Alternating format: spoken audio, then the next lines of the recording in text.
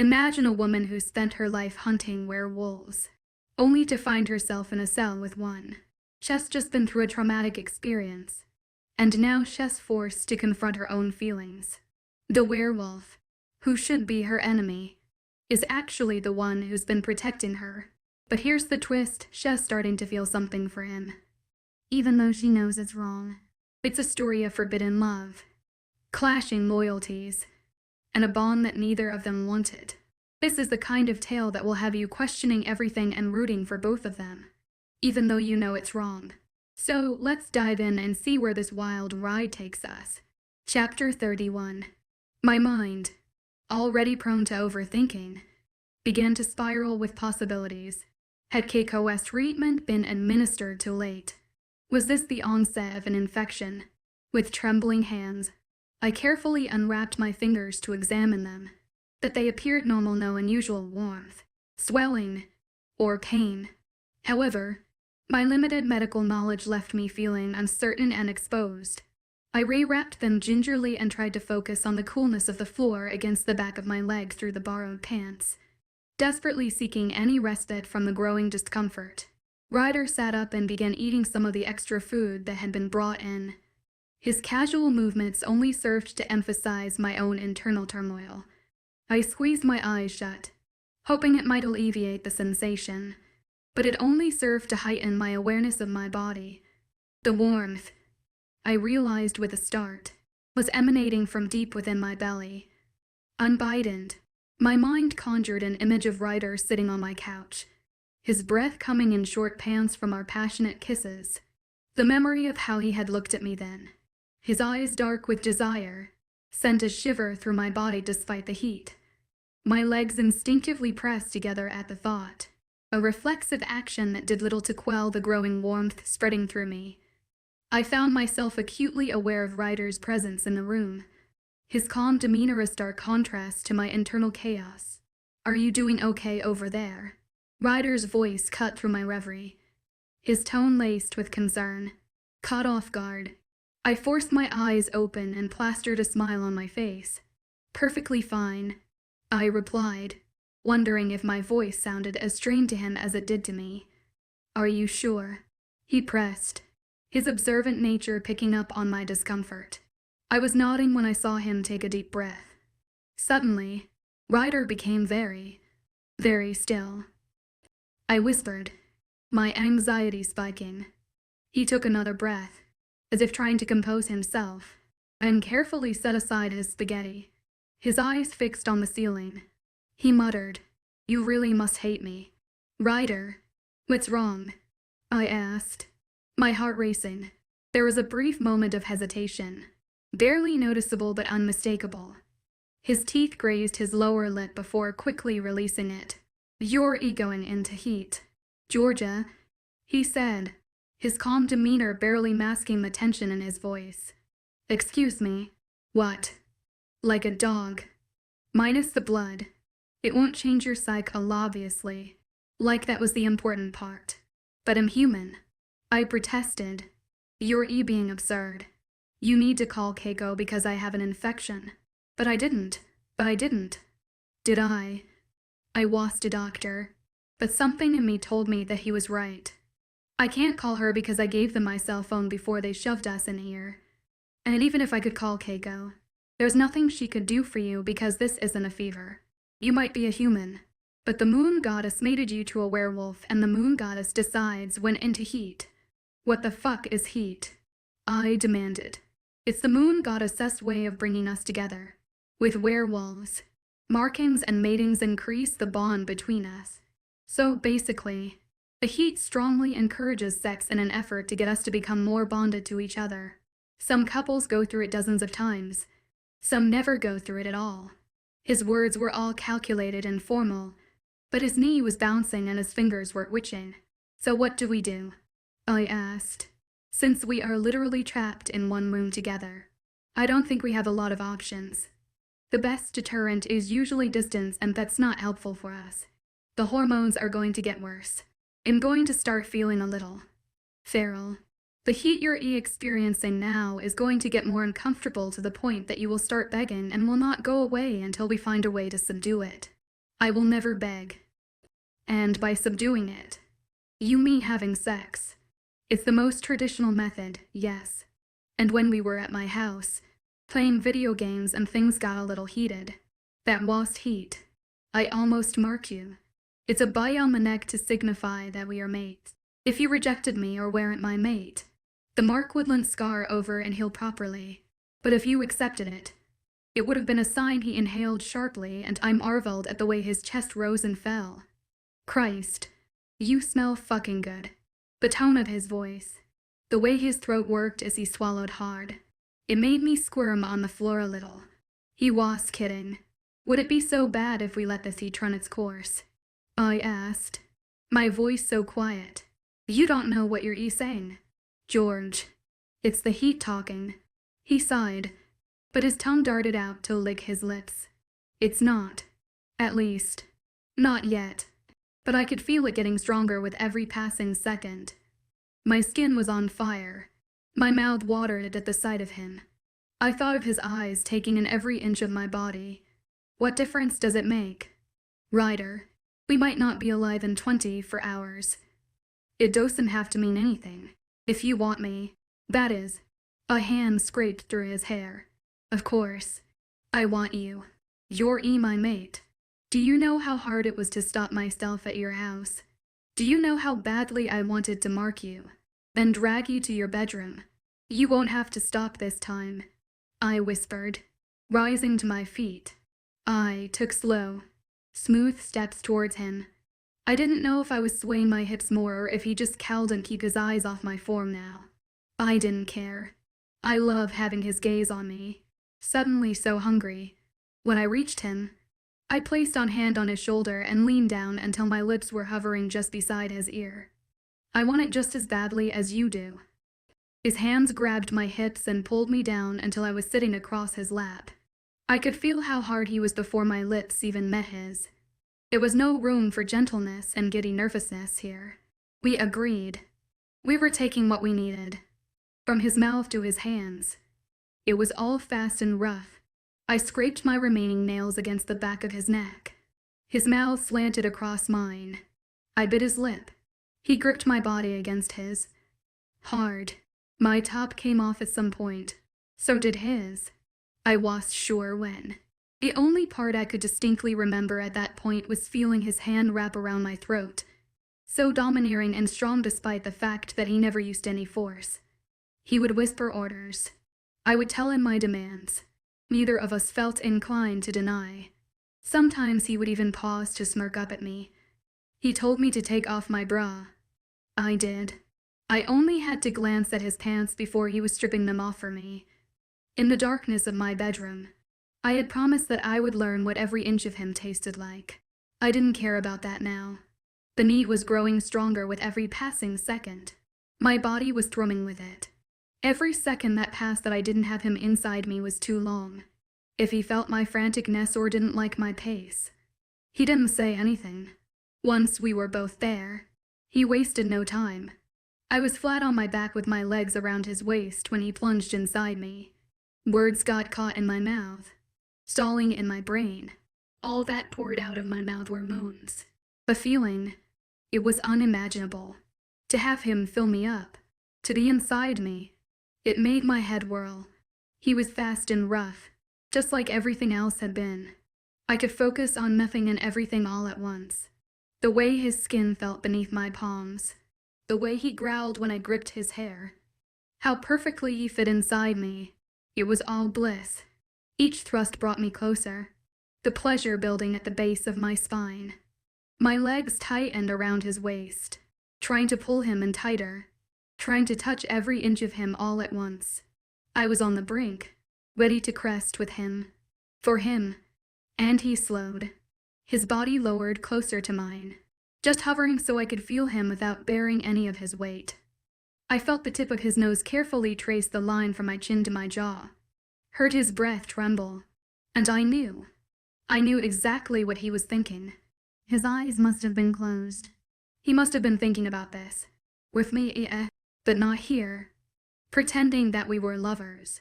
That he confessed what he was while we had been free and I had led him to my bedroom anyway.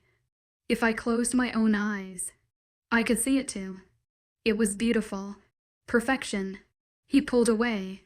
Then he rolled me over so I was face down on the bed. He took me from behind. Hard. I gripped the sheets like I was holding on for dear life. He was relentless. And the sounds he made. Christ. They almost drove me to madness. I showed him that I loved everything he was doing by pushing my hips back onto him, letting myself make sounds that crossed between moans and screams and demanded everything from him. He gave me everything he could until I was shuddering and withering beneath him. He pulled away from me then. I rolled to face him. We don't have any condoms. I didn't want to. I pushed him onto his back before he could finish and took him in my mouth.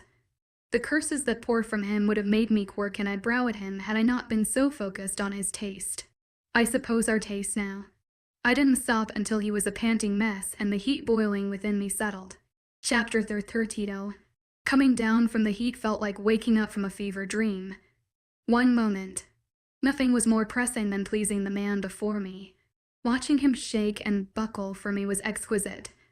The next, I was pulling my clothes on, realizing that I had let a man who was pretty much a stranger see me completely bare. I mean, at one point, I felt like he wasn't a stranger at all. I felt like I knew him damn well and he knew me better than anyone else on the earth. Which was saying much at this point. But still, are you doing okay? He asked, tugging his pants up his muscular thighs. Yeah, I think so. Realistically.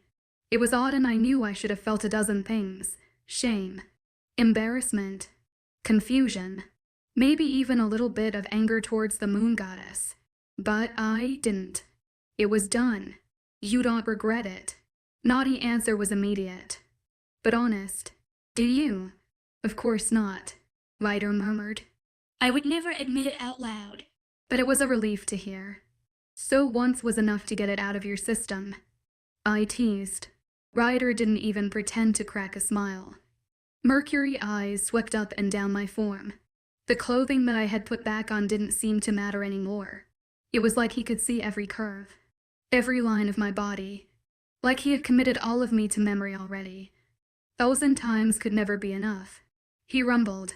My cheeks flushed. He was right. Having him once. Knowing the sounds he made. How he could move so forcefully and so tentatively all at once. Only made me want him more. Already. I wanted to explore him. Figure out where I could kiss him to make him weaken the knees.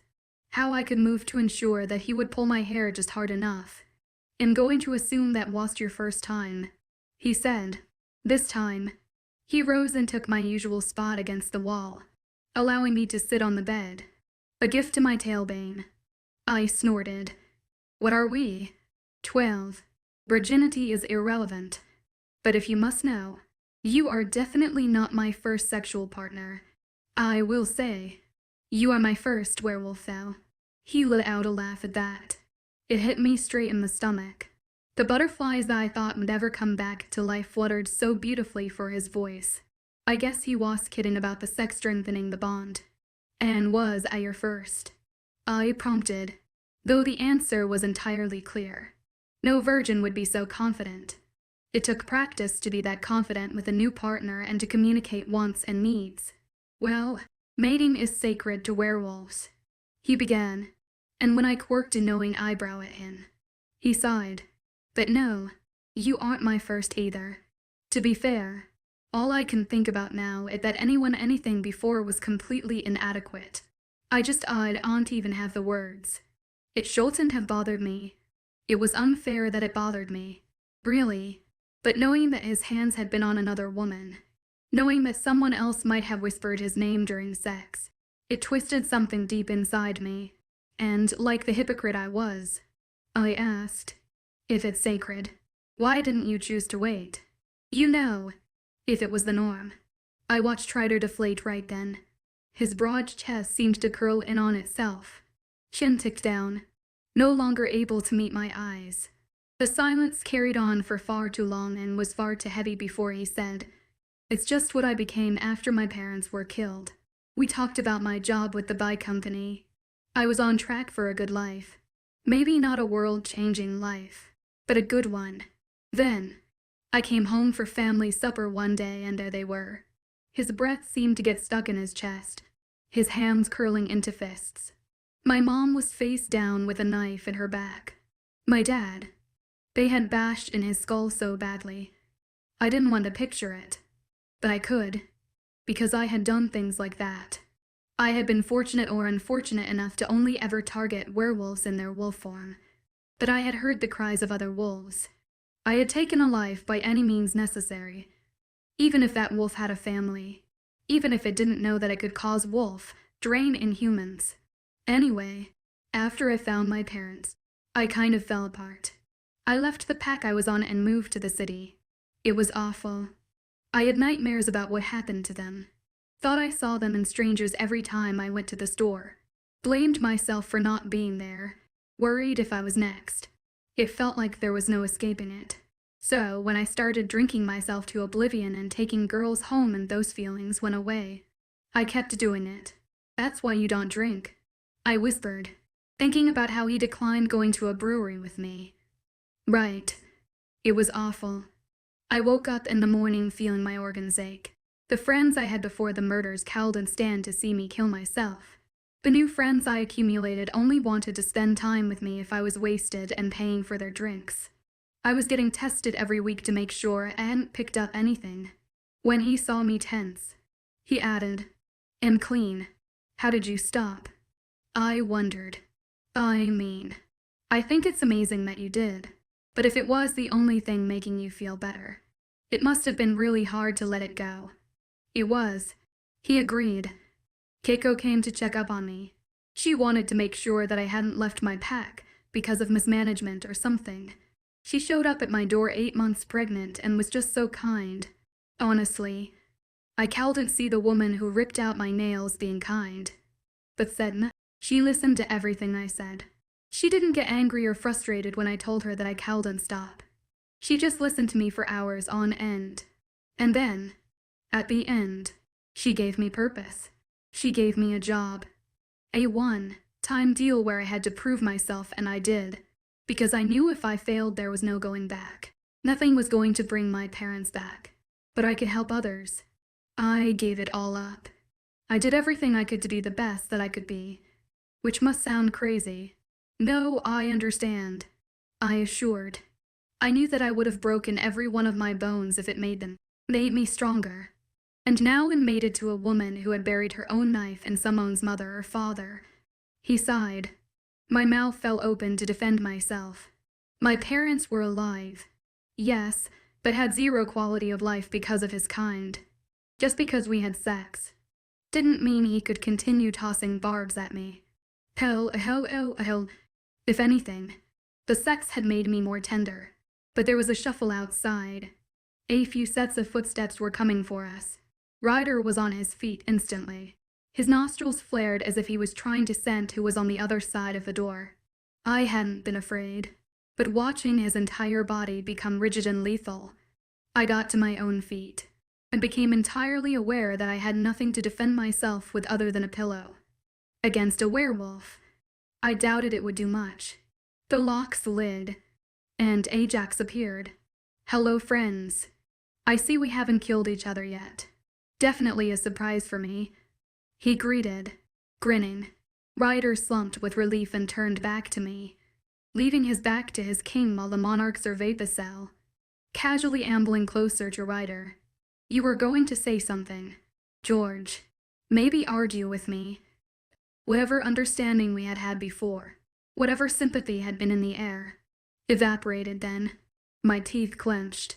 It was Ryder that continued to speak. No longer directed at me, though. The sneer was gone and, in its place, panic. "What the hell? Ajax." He snapped when he tried to jerk away from Ajax. I saw that his wrist was bound by a gleaming cuff and Ajax was making quick work of the other one. Even as Ryder began thrashing. Ryder was lean man, firm muscles on a tall frame, but as per the animal kingdom, the bigger, brawny ones rose to the top, and I doubted there were many creatures on this earth that could put up a fair fight to the king. With at least 40 pounds and a few inches on Ryder, Ajax held my mate in place. which meant that Judgment Day was here for me. Chapter 33. I was trapped prey. Nothing more. I had no weapons. No escape. No plans. I could only watch as the massive man even larger than Ajax came into the cell. The hair on my arms rose, my body prickling with discomfort. Like even my organs knew I was somewhere I was supposed to be. Too close to something that was too strong. But I had seen this man before, and I remembered feeling similarly then. He had come into the CF and I had been stunned by how large he was. No amount of smiling could cover whatever it was about him that made me uncomfortable then. But I knew now. It was power. Power that gleamed in his eyes. The irises the color of blood. When he had come into the CAF, he must have been wearing contacts. And if his eyes were red, unlike anything I had ever seen, he must have been the creature that chased me out of the royal lands. Hades. Hades was calm, seeming almost apologetic as he approached me. I don't know what I expected, but this man wearing a t-shirt and basketball shorts with hair wet from a recent shower was not it. He certainly felt the part of an old god, ready to slice life away. It just seemed like he didn't want to look at beyond the features that nature already gave him. And, while he was the picture of calm, Ryder was losing it more and more. Get the fuck away from her. He snarled. I could have imagined his teeth bared and eyes wild. I could hear his shoes squeaking on the floor as he failed to pull away from Ajax's silver cuffs and tight grip.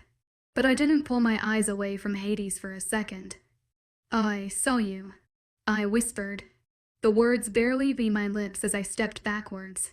I saw you in the woods that day. You could have killed me. I had thought about the encounter hundreds of times, confused about how the animals seemed to always stay the perfect distance away.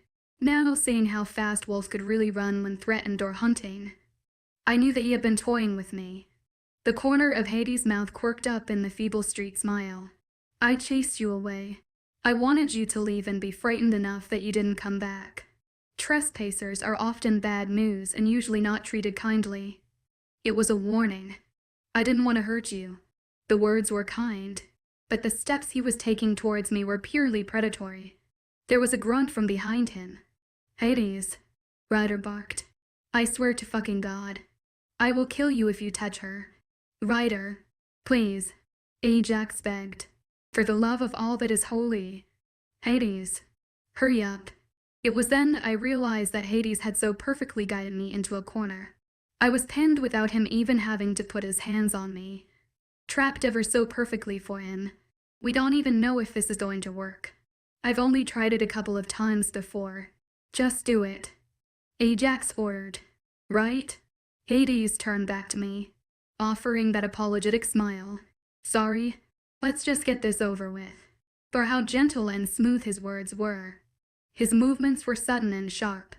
I only managed to suck in a small breath before he grabbed both of my wrists in one of his hands, pulling my arms to one side of my chest and pinning them against my collarbone. Which a knee was pressed between my thighs, forcing my legs apart and unbalancing me. As sympathetic as he was, he knew how to fight and he certainly knew how to restrict. I could not kick or knee him. I cowed and claw at his face or swing out a solid punch. I cowed and even thrash about. Short of biting him, I had nothing to use against him. I'm going to kill you. Hades, Ryder bellowed, so loud I wondered if the floor shook. You won't be the first to try. Hades sighed, not nearly loud enough for anyone else to hear. His hand came up. I flinched away as best as I could, but wasn't able to make it. I felt all the air rush out of me when his palm pressed softly against my neck. Then his eyes began to change, though certainly red. They had begun as the shade of old bricks on a building, brown beneath olive redness, still unnatural and bizarre, but earthy, like rare clays found beneath the soil. And slowly, a bloodier shade took over, flickering across his irises, lighting and fading at varying rates. I felt my heartbeat thunder away under his palm but was almost hypnotized by his gaze. Fascinated. Hades. The color slid back to brick as he let out a hiss of breath between his clenched teeth.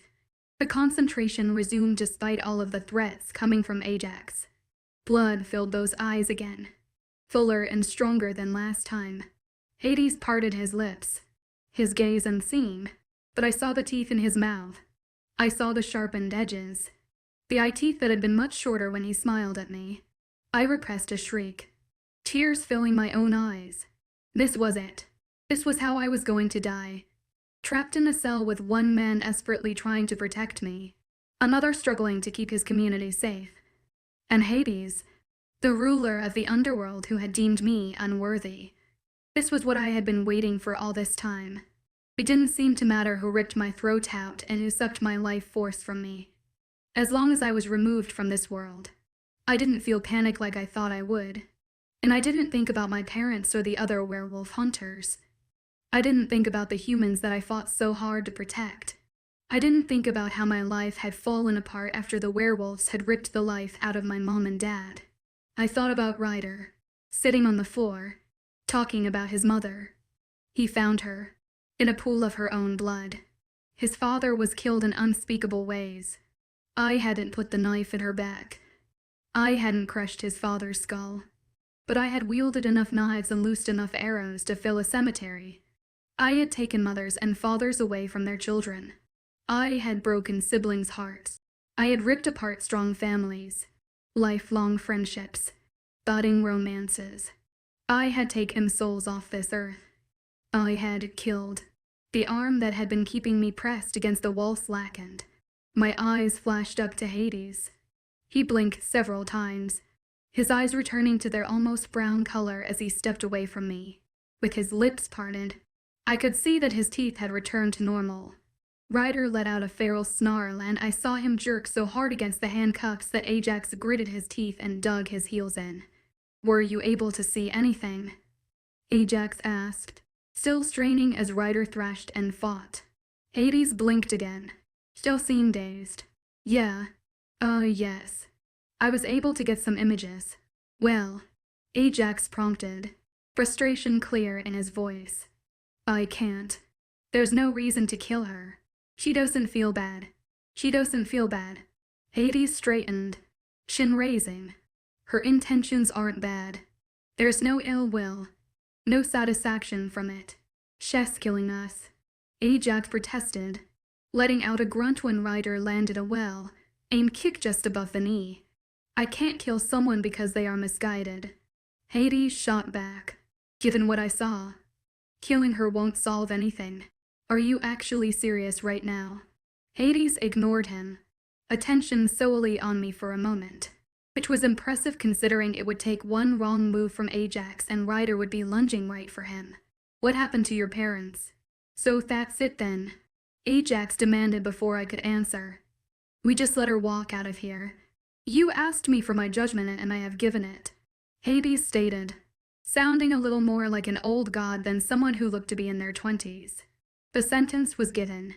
Ajax crumpled with defeat while Ryder stilled with relief.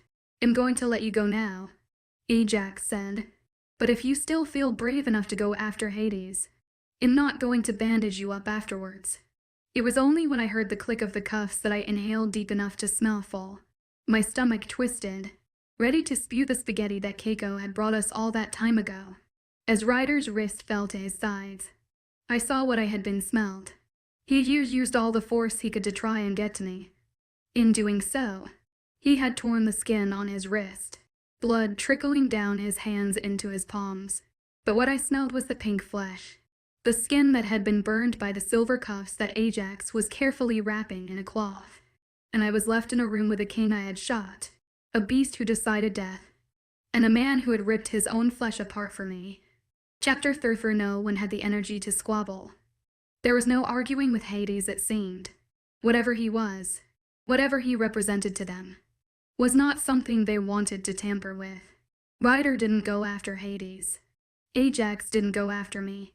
I stared at Ryder, stared at the wrists that had suffered the brunt of his fighting. He had done that, for me, and I had no doubt in my mind that, had Ajax not been holding him, he would have lunged for Hades. I did doubt that the lean and lanky man could have done anything to the hulking creature who continued to study me, though. But he would have tried. I didn't know if that delighted me or horrified me. On one hand, Someone had fought so hard. Someone had wanted to keep me alive.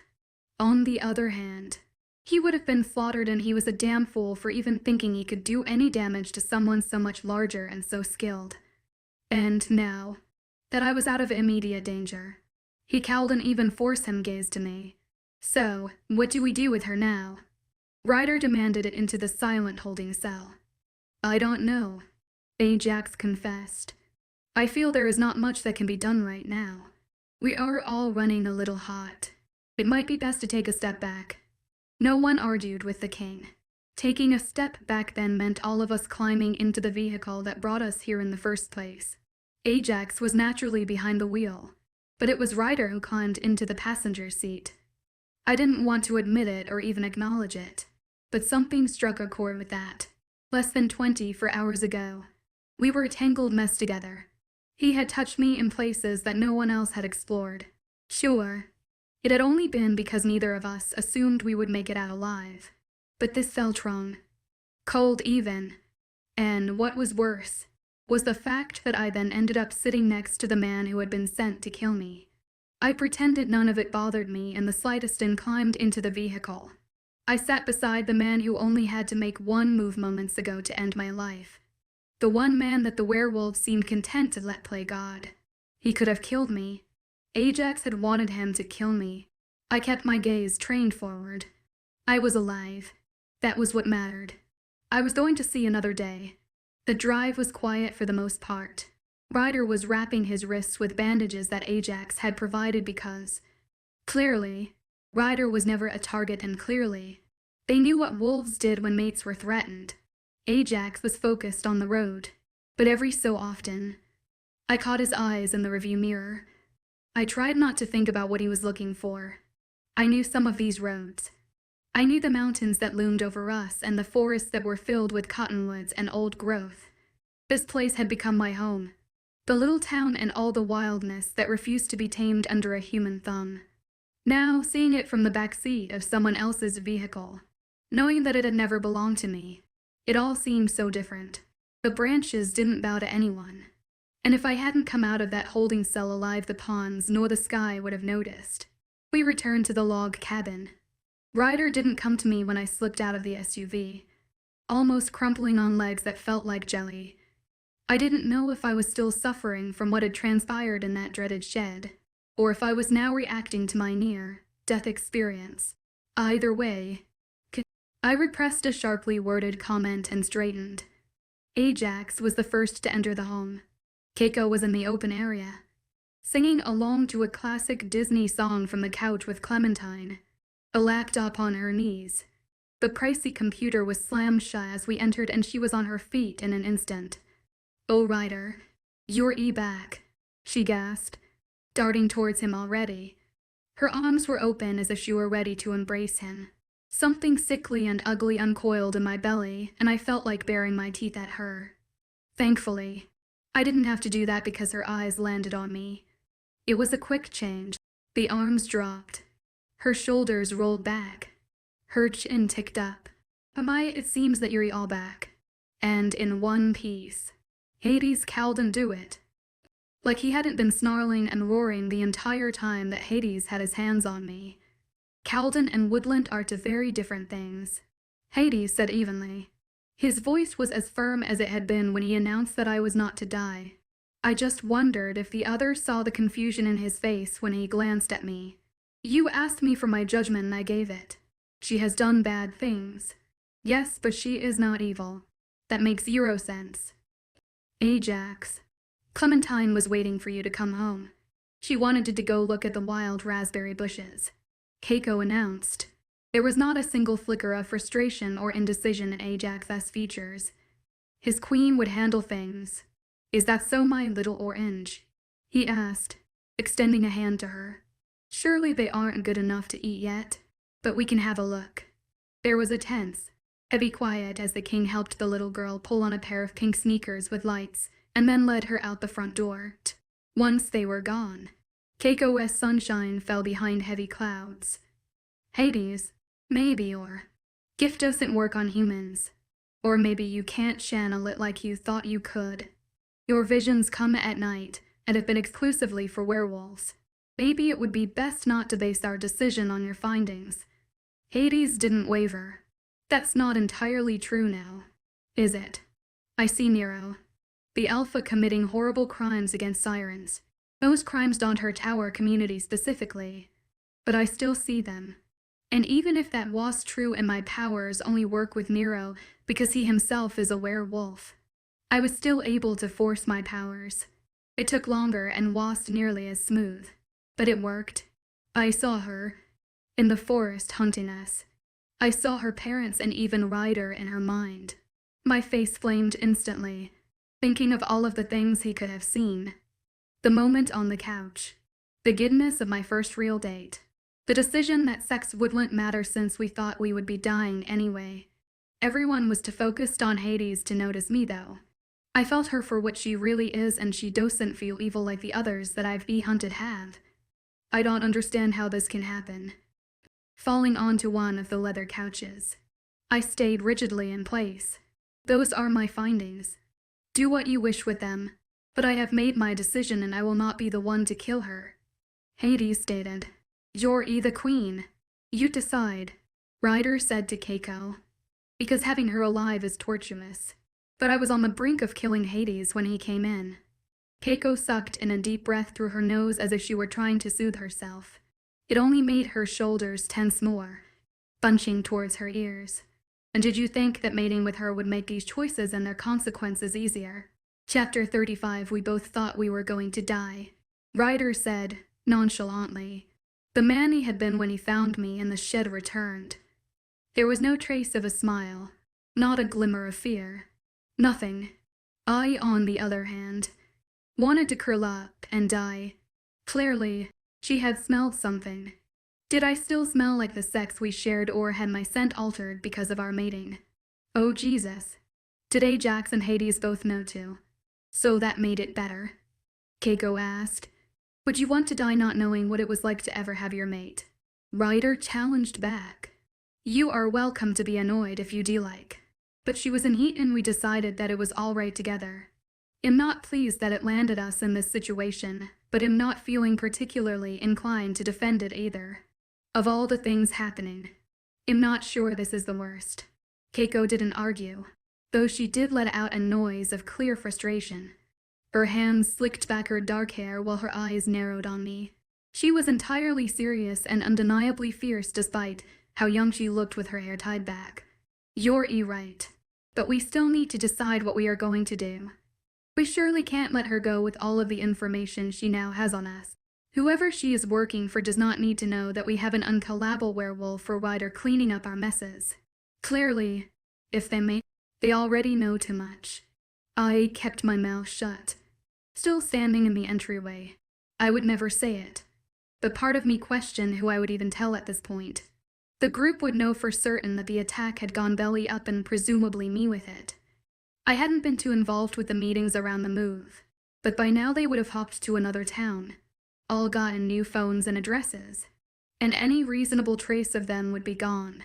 Without having some kind of database that was beyond a civilian, I didn't have much hope of finding them. If she was strong enough to get through what you did to her the first time, just not going to break this time either. Hades piped up. The beast gently placed his hand on my shoulder. I did my best not to recoil. Come on. I know this is hard, but have a seat and let's all talk about this. I numbly did as he asked. We all settled on the couches and armchairs in the living room. I very pointedly took an armchair on the far end. I didn't want anyone to think that they should feel comfortable enough to get close to me, especially not after they had all conspired about how I should or shouldn't be killed. Hades sat on the love seat with Keiko, and Ryder kept his couch to himself, though he got up immediately, moving into the kitchen. So you saw my torture techniques then? Keiko asked. Some of them, but it was Noah that told me more. Poor kid looked so sickly when I talked to him. Hades explained. Either way, we all know that we aren't going to be able to get any information out of her, no matter how hard we try. And now with them being mated, anyone laying an ill-intentioned hand on her could have deadly consequences. We all turned to look at Ryder then, who was too busy digging around the fridge to respond. Well, this is just an absolutely lovely situation, isn't it? Keiko sighed, melting into the soft leather beneath her. My mate gets shot. My child put in harm's way. Several of my subjects murdered. And when we catch the person, I can't do anything about it without fear of getting my own throat torn out. Ryder returned to the sitting area with a glass of water and a small plate of cheese and bread. He thrust both towards me. Oh, thank you, thank you, I stammered. He nodded with just a pinch of coldness and returned to his couch. We can't torture her and we can't just let her loose. Ryder began, and something in me rose to attention. I hated that he was talking about me like I was there. But what I hated more was how focused he was on the rug in front of him. A storm was rumbling within him. That much was clear. But we can use her to our advantage. How do you suggest we do that? Keiko pressed. They won't come after me, I blurted, as if trying to save myself from the misery of knowing he would subject me too. They'll think him dead, and even if they don't, they might just cut their losses. No one seemed to hear me. All attention remained on Ryder. You all would give me information if I asked. Right. Realistically, if she got here, she's high enough in the ranks to know some things and ask a few questions without raising alarm. We can use her to get us more information and access to more of the members of whatever group this is. My heart twisted. Panicked words poured out of me. They have all moved away. That was the plan after this assignment, if it went well or not. All phone numbers had been changed. Maybe even names, for all I know. I confessed. Because I cowed and sell out the people who kept me alive. I wouldn't. Keiko turned back to Ryder, raising a single eyebrow. Not all of them, Ryder corrected. I had no return to the house where I picked you up from a while back. The one you said was yours. Turns out Milo is still there. Alive and well. I'm sure he would be so happy to hear your yokai and would be willing to tell you anything you wanted to know. No, I whispered. We can't just release her and hope she comes back with more information. Keiko warned. Don't worry. I'll be there to make sure she stays on a short leash, Ryder stated. Chapter 36. It was all discussed without me. In theory, I could have chimed in and said my piece. Hell it. I probably should have. I knew in my heart they wouldn't listen though. Who in their right mind would? If the roles had been reversed, Armand and Dawn would have burned all of them at the stake by now. Ryder could have spewed 1,000 reasons why he was good and pure, and none of the hunters would have listened. Would be having a barbecue to celebrate by this point. So I stayed silent as they argued about the logistics of the options at hand. Ryder would be the one to watch me. As my mate, he wouldn't let anyone else take the honor, and as the werewolf who had been studying my group the most closely, he would be the best person to see it firsthand. Keiko insisted we stay at the cabin with them. Under heavy lock and key, of course. But there was only one bedroom, and Hades feared that news was traveling too fast. A furious werewolf might try to take matters into their own hands.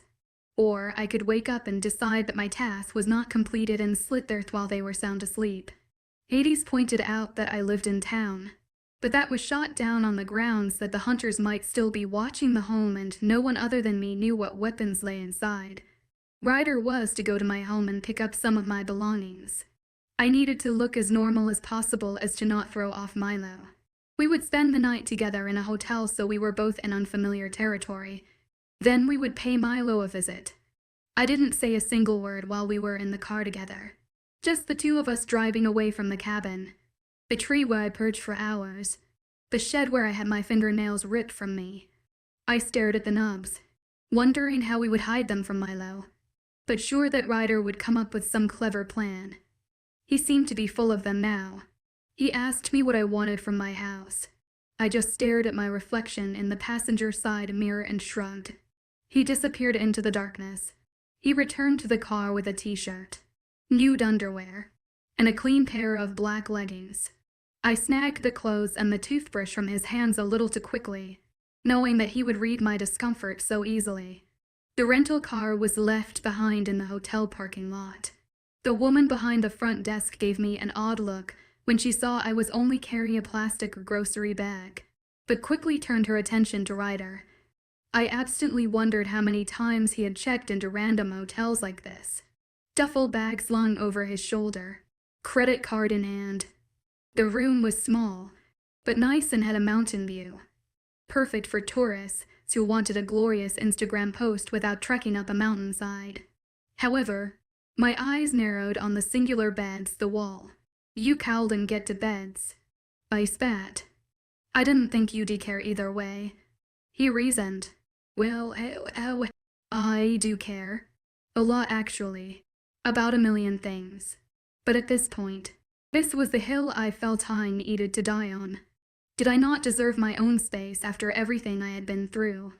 Georgia, we've already had sex for God's sake. We've slept in the same bed before, a much smaller one than this. It's going to be fine." "How is any of this going to be fine?" I demanded. "It's a bed. Just calm down," he said. The restraint within me snapped, and all of the things that I had kept silent came ripping out of my throat. "It's not about the fucking bed. How is any of this going to be okay? I can't go back to my people. I don't even know where they are. And the one that is left is probably going to have to endure this too." I thrust my damaged hand towards his face. "They even took my parents with them. Promised that they would take care of them if anything happened to me. Georgia, come on. Let's not yell about this here. I don't think the walls are particularly thick," he warned softly, and just for a brief second, I saw the man who begrudgingly cuddled a senior kitten. Then again, that had all been a lie too. Still, he was right, so I lowered my voice. "Don't go after Milo. Please," I whispered. I didn't realize that I was welling up until I felt something wet drip down my cheek. I didn't care. Didn't waver. I stared right at him and hoped he saw the crazy complete IDE girl who laughed too loud at video games. Not a woman who would prefer to use a knife in combat instead of a kitchen. "Jesus? George, what do you want me to do?" he asked, turning away. "Even with Hades' decision, they wanted to kill you. Keiko more than anyone. This is the best compromise that I can think of. I am burning all of my bridges down just to keep you alive. Then just let me go." I said. "I can let you go 100 times. It's not going to matter. That's how the mate bond works. We'll keep coming back to each other. You'll go through your heats 1,000 more times if the moon goddess thinks that's what we need. And even if I could cut you loose, do you honestly think I would? What would you do? You'd go back to killing people that have families, that have jobs and purpose in this world just because you're afraid of things that you don't understand." My mouth opened and I prepared to thunder back at him for all I was worth. But then his words stuck me. What would I do? Could I draw another bow? Throw another knife? Knowing that it was going to be buried in someone like Ajax who couldn't coddled his daughter. Like Keiko who screamed the second she knew Ajax was in danger. No, I couldn't. Even when I tried to think of my parents, mouth flopped open and eyes vacant, I couldn't conjure up the rage that I used to. It had gotten lost somewhere between my fingernail removal and being pinned between a wall and Hades. "I guess you wouldn't let me go, even if I swore on my life not to kill again." I managed. My throat felt like it was closing around each word. "No, I wouldn't, and I wouldn't." I couldn't fathom handing over my load to Keiko and Ajax. I couldn't stand thinking about the fear he would feel when he saw Hades. And it would be my familiar smile. The face that he knew and trusted that would send him to his fate. But if Ryder dumped me right now, left me here on my own, what would I do? What purpose did I have? If I wasn't grinding for my parents, if I wasn't hunting down something that hurt hundreds, maybe even thousands every year, what was the goal? What was my reason to get up every morning and keep fighting? Chapter 37. The explosion diffusing didn't keep us from being at each other's throats for the rest of the evening. I blatantly refused to sleep anywhere other than the bed. He said the same. It didn't matter which one of us snarled or swore more. The other wouldn't budge. "You didn't bring me anything to sleep in," I accused, searching for a new barb to jab at him. Milo is going to know if I show up wearing clothes I slept in, and Ivy already been in Keiko's clothes for far too long. You can't throw a filthy girl at him and expect him to not be suspicious. Then borrow mine. He ground out. He was already digging through his duffel bag before I could even open my mouth. A University of Alberta sweatshirt was tossed at me along with a pair of boxers and some gray sweatpants. You just have extras on hand? I asked. The hostility that had been in my voice wavered, leaving something softer behind. I could smell his scent along with the botanical detergent. Even before you. I was on the road a lot. I don't really have a home base. The majority of what I have is in here, he stated. I turned and walked to the bathroom before I could allow myself to say anything or even just to think about what he had said. Living out of a duffel bag. Driving from one town to the next. Because your home base was gone. Destroyed. I knew the feeling. Pressing on. Living life like everyone else around you was not an option. I remembered all those nights staring at the ceiling, wondering how I would ever heal from what had been done to my family. I was scared to check the date, like I had been scared of the dark as a child. Life had marched on and I was being left behind. I couldn't escape it. No matter how hard I worked, no matter how fast of a car I drove. And now, I felt like I was right back where I had started from. I shook the thoughts out of my head and climbed into the shower. The water was a little more refreshing since I'd an impatient queen waiting for me this time. I scrubbed my skin with the provided bar of soap and could almost hear my mother demanding to know its ingredients. Then I lathered my copper color hair and rinsed until I felt every bit of the cell and the shed leave my skin. For a moment after my shower, I just stood in front of the foggy mirror. I could see nothing more than my silhouette. I didn't see the lines of my muscles, the shade of my eyes, or the gnarled tangles in my hair. Just a vague outline of a person. And for a moment, just for a second, I wished that I had been like my brother. I wished that I had picked up the tatters of my life that were salvageable and moved on. I could have been anyone by now. Could have lived in a sprawling country home, or tiny apartment in the city. Could have driven an Audi coupe or a Dodge minivan. Could have been a lawyer, a teacher, a nurse, a dermatologist like Mom. And that is where the train of thought faltered. Moving on meant leaving them behind. That was not an option. Would never be an option. I hacked the small hotel, provided comb through my hair before considering Ryder's clothes that I had left beyond the counter. It felt so intimate as I slid the cotton sweatshirt over my head. I kept my features neutral as if invisible beings would see and judge my reaction. But having his clothes brush my skin, having his scent swirl around me, it did something to my head. It only worsened as I stepped into the boxers and tugged on his pants. I just gritted my teeth and left the steamy room. Ryder didn't spare me a second glance. As soon as I sat on the bed, he was off his side, going to shower himself. He left the television on.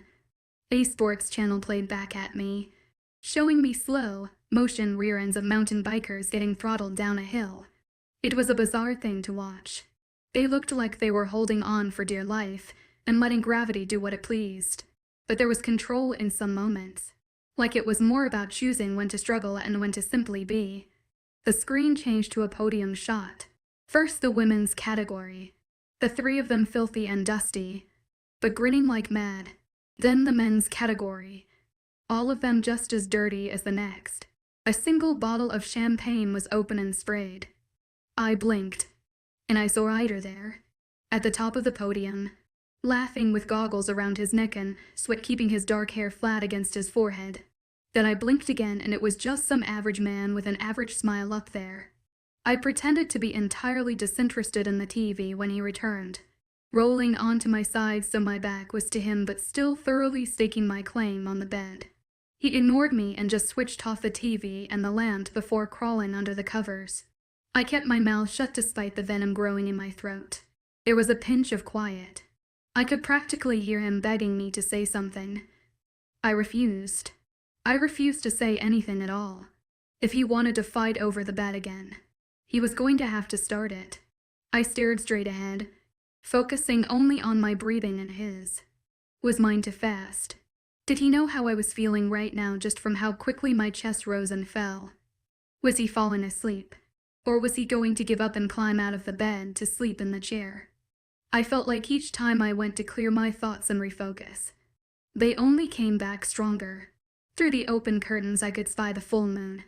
Ryder said that the werewolves no longer depended on the full moon for their powers. To a degree, I had already known that. Hunting at night was dangerous. I had only shot down wolves during broad daylight, so clearly the old lore was no longer accurate. But how much did I really know about them? How much did Armand and Dawn know about them? I knew that there were mates. I knew that separating them could be deadly. But I never knew that something as simple and as common as sex could change the bond between two people. Though it hadn't been simple and common sex. It had stolen everything from me. It had taken away what I thought was right and correct, and the connection between us was stronger.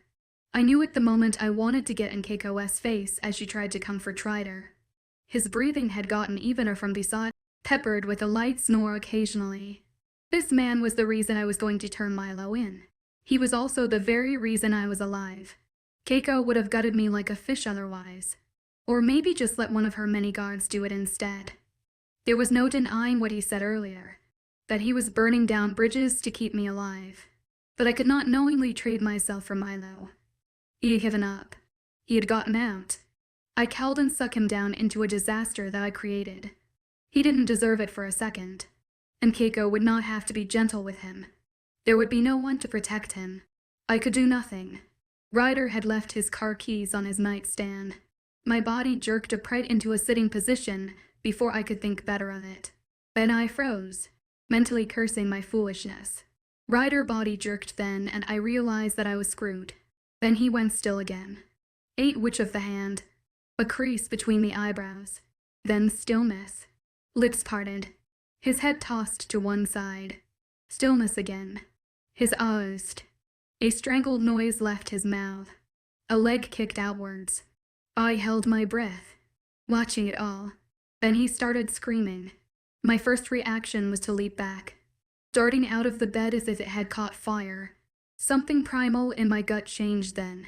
Hearing his cries like that, seeing his distress, it did something to me that I didn't understand.